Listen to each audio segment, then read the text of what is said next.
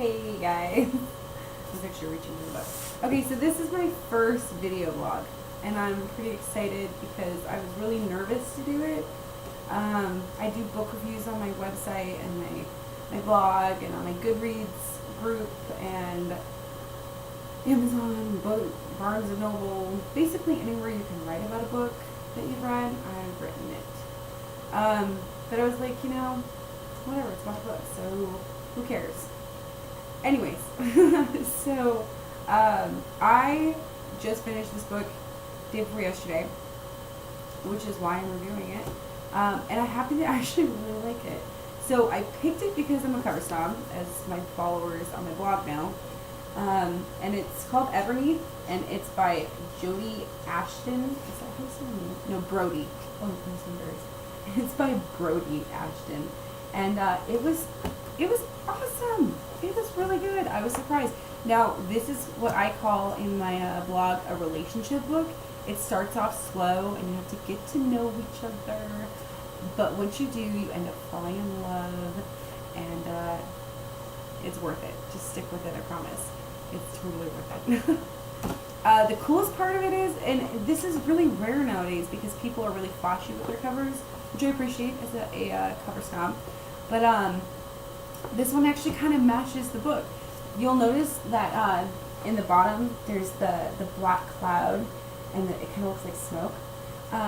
It's actually in the book, so it ties. The cover ties into the book, which means that you can relate. And if you're kind of like a visual person, which I am, it's pretty neat. Anyways, so that's our first part, is the cover. We've covered the cover.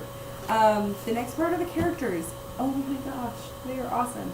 So Nikki is your first character, also known as Bex, and she is she starts out really sad and depressed, and which is why it takes a minute to get used to the book and the flashbacks, but I will get to that.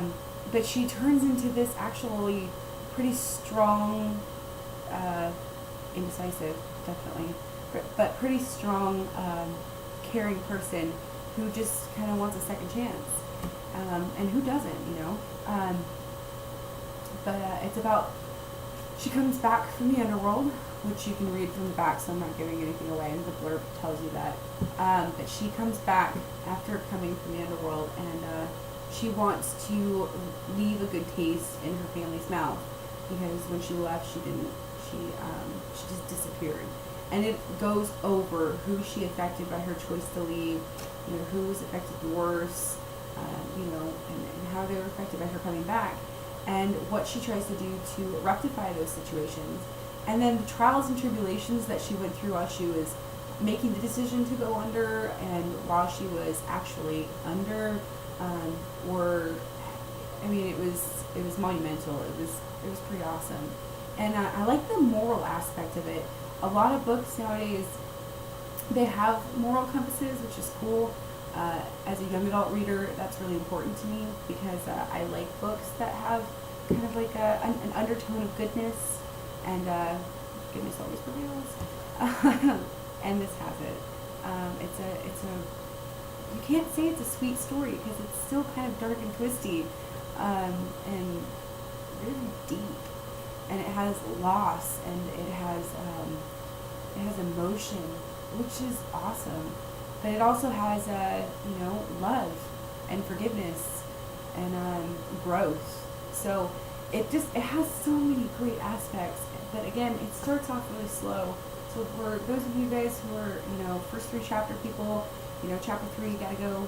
I just say give it to chapter 7, and I promise you will really appreciate the book. If you like cliffhangers, this is also another good book for you. But lucky for you, number 2 is out. I just started reading it, and it's awesome. But this is about Everneath. So if you want a story with love, check. This has a semi-triangle, because there's someone who's in love with her, and she doesn't reciprocate those feelings by choice. Important word, choice. And then there's someone who's in love with her that she loves unconditionally. and that's Jack, and he is my new book boyfriend / crush. Don't tell my husband. This is viral though, so honey, I'm just kidding. But Jack is awesome, and the way he is described is actually pretty descriptive, which is cool because you get to see him in your head and you kind of fall in love with him. He's witty, and oh my god, he's really actually funny. His comebacks are awesome, and the way he processes things, you actually get to kind of see and experience. Ow, I'm sorry, I was sitting on my foot. But he's a cool character. I mean, he's definitely crush-worthy, which is important when you're reading a romance. Which this is a retelling of Persephone and Hades. So that's super important because it's a historical love story, mythological love story, I guess. Anyways, it's awesome. The love story is pretty kick butt. I will say that I was kind of, I don't know, I love when there's that dialogue, which there is great dialogue, don't get me wrong, but when there's the friendship dialogue, and I didn't like that she didn't have a lot of friends when she came back. I always like those books when they have good girlfriends, or guy friends that they can talk to and bounce ideas off of, because one, you get to know the character better, and two, you have that little sidekick that makes your character kind of feel better too, and you get to feel like you're actually having that conversation with that character, which is a big part of embedding yourself in the story, which is why we all read, is to escape into a new world. I mean, you can still do that, but that's why I gave it 4 stars, is because there are certain things that could definitely have been amplified. I don't want to say improved, because it was really awesome. It was. But there are definitely things that could have been amplified. That's like the perfect word for what I'm trying to say. They could have been glorified. I mean, this could have been an epic story. It was amazing. I mean, amazing sauce. Kind of amazing. But it could have been epic. But the way the second one's reading, I think that's going to be right. I think it might actually be my favorite. But, so you're going to get to do the flashbacks. And it's kind of weird. I'm going to show you. Because what it does is, it has a countdown. So what it'll do is it'll say how much time she has left. I don't know if you can see, but it'll say, just the top. It says now. I'm sure you can't see, but it says now, school, 4 months, 1 week left.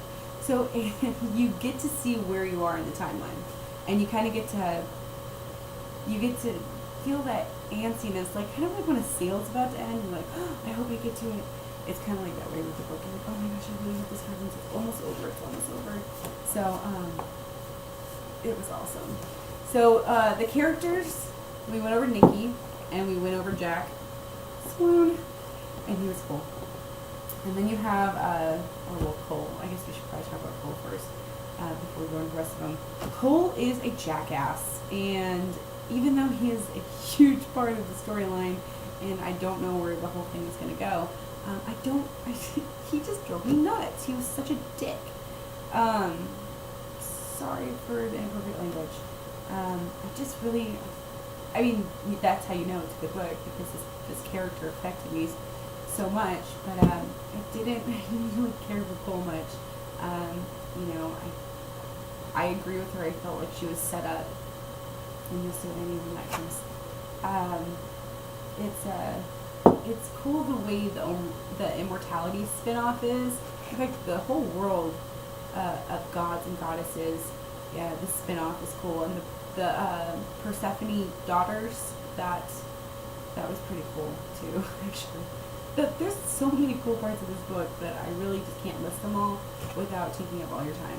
So basically what I'm going to say, guys, is 4.5 stars, which for me is a really good rating. You need to read this. And I have a copy in my hand. I don't save books, which means I'm probably not a really good book person. But I did buy the ebook, so I have it on my Kindle for the rest of my life. So if anybody wants this, check out my blog, send me a message, and I would be more than glad to send it to you as long as you're in the United States of America. If you're in Mississippi, I might even grab it to you. So that's it, guys. That is my first vlog, and if you have any constructive criticism, please let me know. If it is about the visuals, I don't know how to fix that, so that's just not gonna happen. But if it's about the voice control, I do have this cool little thing I just ordered on Amazon that is supposed to make the sound better and kind of like get rid of the background noise. So other than that, thank you guys for watching. If anyone actually does, have a super awesome week.